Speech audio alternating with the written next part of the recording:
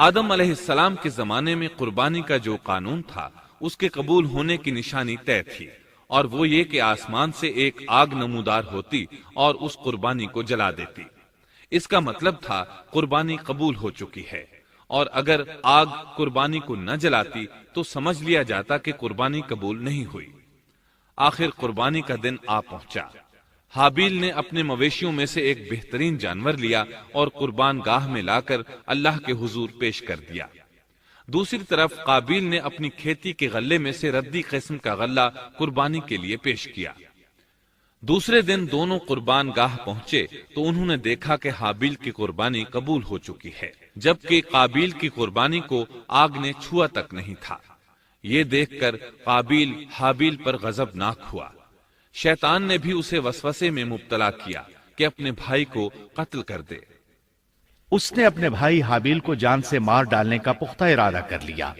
اس وقت تک روئے زمین پر کوئی انسان قتل نہیں ہوا تھا۔ انسانی تاریخ میں یہ پہلا قتل ہے جس کا ارتکاب قابیل نے کیا۔ وہ اپنے بھائی حابیل کے پاس گیا اور اس سے بولا، میں تجھے قتل کر دوں گا۔ جواب میں حابیل نے کہا، اگر تو مجھے قتل کرنے کی کوشش کرے گا تو میں اپنے دفاع میں ہاتھ نہیں اٹھاؤں گا، اس لیے کہ میں چاہتا ہوں تو اپنے دیگر گناہوں کے ساتھ میرے قتل کا گناہ بھی اٹھا لے، تیرے گناہ زیادہ ہو جائیں۔ چنانچہ ایک تاریک رات میں حابیل سویا ہوا تھا کہ قابیل ایک بڑا سا پتھر اٹھا کر اس کے پاس آیا۔ اس نے وہ پتھر اپنے بھائی کے سر پر دے مارا۔ اس طرح اس نے حابیل کو قتل کر دیا۔ روئے زمین پر قتل کی ابتدا کر دی، زمین کو پہلے خون سے رنگ دیا۔ تاریخ انسانی میں یہ سب سے پہلا جرم تھا جو قابیل کے ہاتھوں ہوا۔ قتل تو وہ کر بیٹھا، اب حیران اور پریشان ہوا کہ اس کی لاش کا کیا کرے۔ اس وقت تک نسل انسانی موت سے بھی دوچار نہیں ہوئی تھی۔ آدم علیہ السلام کی اولاد میں سے اس وقت تک کوئی فوت نہیں ہوا تھا، اس لیے قابیل کو معلوم نہیں تھا کہ مردے کے ساتھ کیا کیا جائے۔ اسی کشمکش کے عالم میں اس نے بھائی کی لاش کو کمر پر اٹھا لیا اور چل پڑا۔ چلا جا رہا تھا کہ اللہ نے دو کوے بھیجے۔ دونوں کوے آپس میں لڑ پڑے، ایک نے دوسرے کو ہلاک کر دیا۔ اب زندہ کوا مٹی کھودنے لگا۔ اس طرح اس نے ایک گڑھا تیار کر لیا، مردہ کوے کو اس میں رکھا اور اوپر مٹی ڈال دی۔ اس طرح قابیل کو دفن کا طریقہ معلوم ہوا۔ اس نے بھی گڑھا کھودا اور حابیل کی لاش کو اس میں دبا دیا۔ وہ اپنے کیے پر نادم ضرور تھا، لیکن اس نے اللہ سے معافی نہ مانگی، جبکہ انسان کے لیے ضروری ہے کہ اس سے کوئی گناہ ہو جائے تو اللہ سے معافی مانگے۔ قابیل اور حابیل کے درمیان جو مکالمہ ہوا، اللہ تعالیٰ نے اس کا ذکر سورہ مائدہ آیت 27 تا 29 میں کیا ہے۔ اللہ فرماتے ہیں، وَاتْلُ عَلَيْهِمْ نَبَأَ ابْنَيْ آدَمَ بِالْحَقِّ إِذْ قَرَّبَا قُرْبَانًا فَتُقُبِّلَ مِنْ أَحَدِهِمَا وَلَمْ يُتَقَبَّلْ مِنَ الْآخَرِ قَالَ لَأَقْتُلَنَّكَ قال إنما يتقبل الله من المتقين لئن بسطت إلي يدك لتقتلني ما أنا بباسط يدي إليك لأقتلك إني أخاف الله رب العالمين إني أريد أن تبوء بإثمي وإثمك فتكون من أصحاب النار وذلك جزاء الظالمين۔ آدم علیہ السلام کے دونوں بیٹوں کا کھرا کھرا حال بھی انہیں سنا دو۔ ان دونوں نے ایک نذرانہ پیش کیا، ان میں سے ایک کی نذر تو قبول ہو گئی اور دوسرے کی قبول نہ ہوئی تو وہ کہنے لگا، میں تجھے مار ہی ڈالوں گا۔ اس نے کہا، اللہ تقوی والوں ہی کا عمل قبول کرتا ہے، گو تو میرے قتل کے لیے دسترازی کرے لیکن میں تیرے قتل کے لیے ہرگز اپنا ہاتھ نہیں بڑھاؤں گا۔ میں تو اللہ تعالی پروردگار عالم سے خوف کھاتا ہوں، میں تو چاہتا ہوں کہ تو میرا گناہ اور اپنا گناہ اپنے سر پر رکھ لے اور دوزخیوں میں شامل ہو جائے، ظالموں کا یہی بدلہ ہے۔ اس کا مطلب یہ تھا کہ تیرے اور گناہوں کے ساتھ میرے قتل کا گناہ بھی تیرے ذمہ لگے اور تو ظالموں میں سے ہو جائے۔ حابیل کے قتل کے بعد قابیل پر جو گزری اس کا ذکر اللہ نے سورہ مائدہ آیت 30 اور 31 میں کیا ہے۔ فطوعت له نفسه قتل أخيه فقتله فأصبح من الخاسرين فبعث الله غرابا يبحث في الأرض ليريه كيف يواري سوءة أخيه قال يا ويلتى أعجزت أن أكون مثل هذا الغراب فأواري سوءة أخي فأصبح من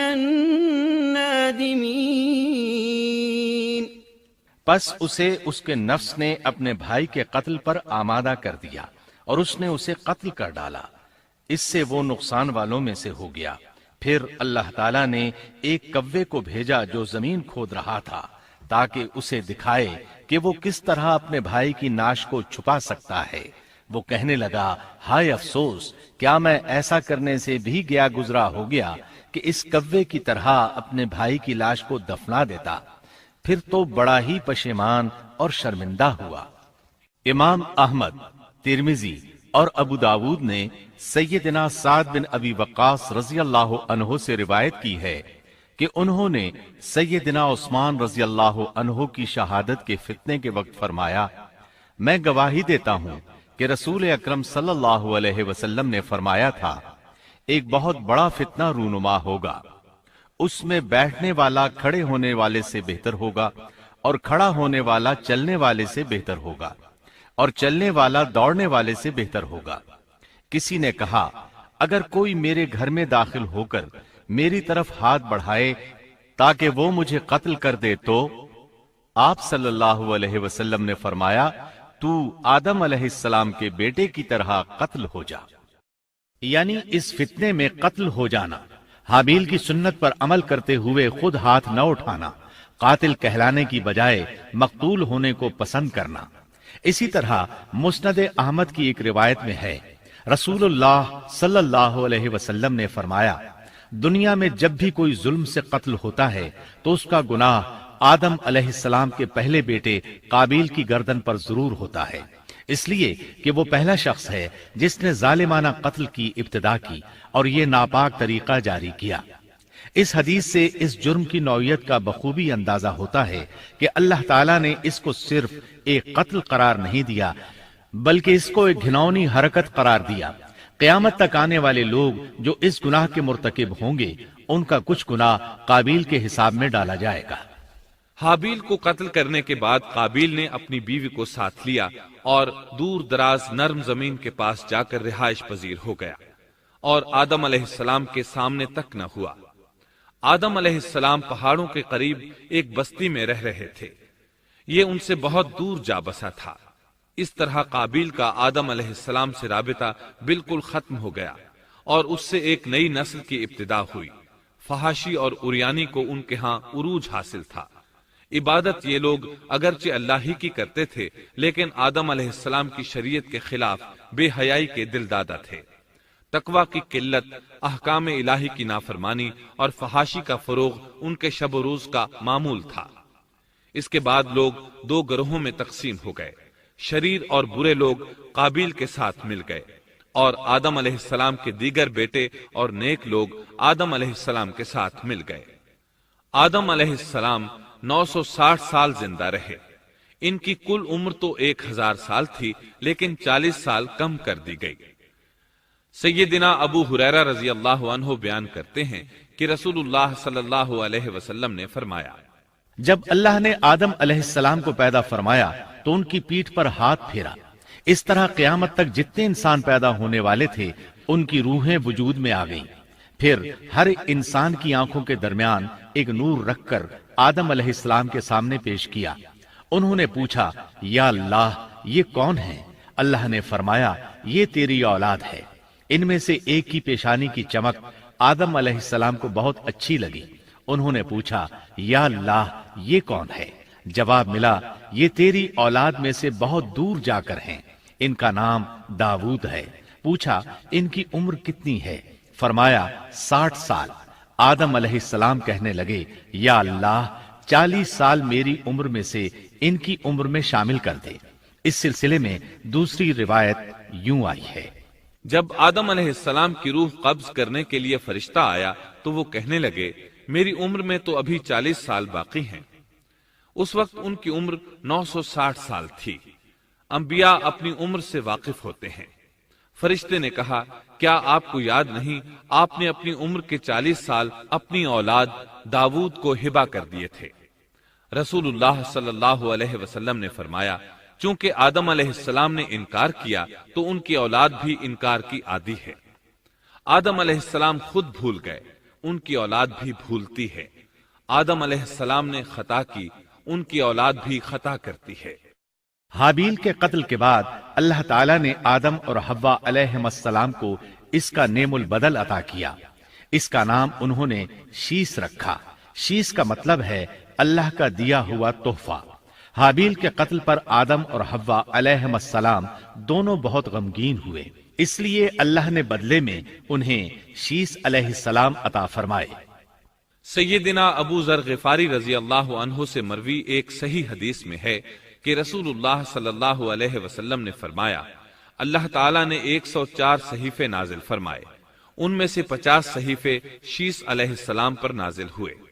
ان صحیفوں میں ایسے قوانین، اصول اور ضابطے تھے جن سے انسانیت کی زندگی منظم ہوتی ہے۔ شیس علیہ السلام نے آدم علیہ السلام سے علم حاصل کیا، لیکن آدم علیہ السلام کا تمام علم وہ حاصل نہ کر سکے، اس لیے کہ آدم علیہ السلام نے بالمشافہہ اللہ تعالیٰ سے علم حاصل کیا تھا اور بہت سی اشیاء کا علم اللہ تعالیٰ نے انہیں سکھا دیا تھا۔